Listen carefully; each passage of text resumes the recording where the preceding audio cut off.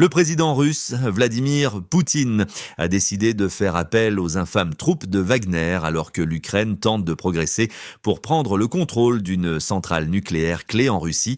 Les mercenaires impitoyables ont été retirés des combats en Ukraine tandis que l'armée régulière russe se retrouve face à une offensive inattendue de Kiev dans la région de Koursk. Selon les rapports, les troupes de Volodymyr Zelensky ont désormais avancé de 10 km à l'intérieur de la Russie dans une contre-offensive exceptionnelle.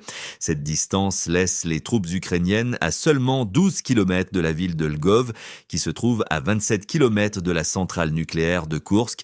Il est pensé que Kiev cherche à prendre le contrôle ou à encercler cet important site pour l'utiliser comme levier pour forcer la Russie à céder la centrale nucléaire de Zaporijia, la plus grande d'Europe, que les forces russes ont occupé dès le début de la guerre. Les autorités de Koursk ont déclaré l'état d'urgence après l'invasion surprenante de l'Ukraine, avec des évacuations massives en cours.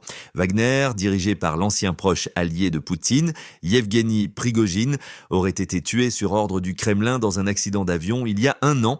Cet incident est survenu après que Prigojine a mené une rébellion contre le régime de Poutine l'année dernière et les troupes de Wagner, y compris des dizaines de milliers de prisonniers libérés pour combattre, étaient en première ligne lors de la bataille féroce pour Bakhmout, qui est finalement tombée aux mains des Russes après des combats sanglants.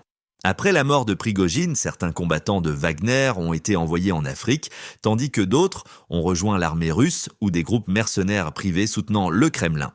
Un blogueur russe, pro-guerre, a récemment écrit que les combattants de Wagner revenaient en Russie, ce qu'il a décrit comme une bonne nouvelle. Il a posté une vidéo sur Telegram qui montrerait une unité de troupes de Wagner à bord d'un véhicule militaire se dirigeant apparemment vers la frontière russo-ukrainienne dans la région de Koursk.